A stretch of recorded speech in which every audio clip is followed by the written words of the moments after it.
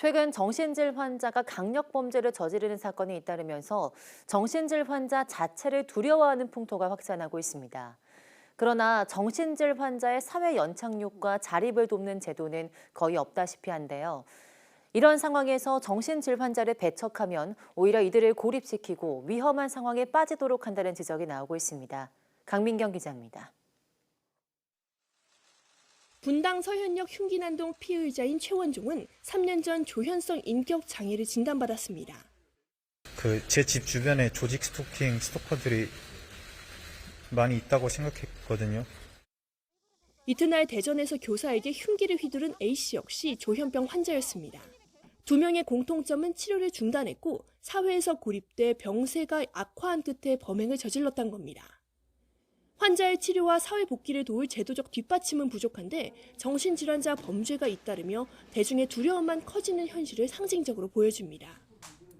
2021년 보건복지부에 등록된 정신장애인은 10만여 명.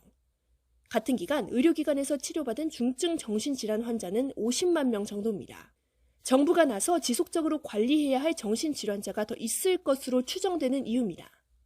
그런데도 정신질환자가 일상생활에서 일시적으로 위기감을 느낄 때 들러 휴식할 수 있는 위기지원센터는 전국에 3곳뿐이고 그마저도 서울에 몰려 있습니다.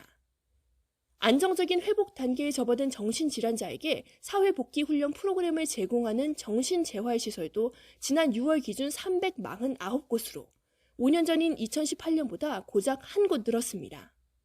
또 절반 이상은 수도권에 있는 데다 전국 기초지자체의 46%에는 시설 자체가 아예 없습니다.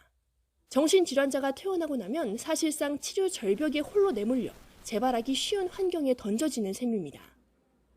설상가상으로 정치권은 학교 근처에는 정신재활시설 설치를 막자는 법안을 발의한 뒤 홍보하고 있습니다. 그러나 전문가들은 이렇게 정신질환자를 꺼리고 피하는 풍토가 오히려 치료 거부를 종용해 더 위험한 상황을 낳는다고 지적합니다.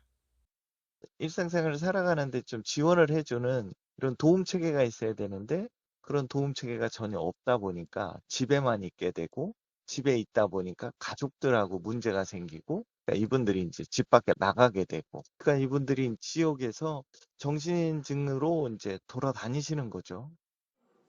병원에서 치료받고 전문시설에서 관리하는 정신질환자들은 전혀 위험하지 않다는 게 전문가들의 공통된 의견입니다. 정신질환자를 악마화하고 처벌 수위를 높이는 쉬운 길을 택할 게 아니라 음지의 정신질환자를 지역사회 양지로 끌어내서 나을 수 있게 돕는 근본적인 해결책을 고민해야 할 때입니다. YTN 강민경입니다.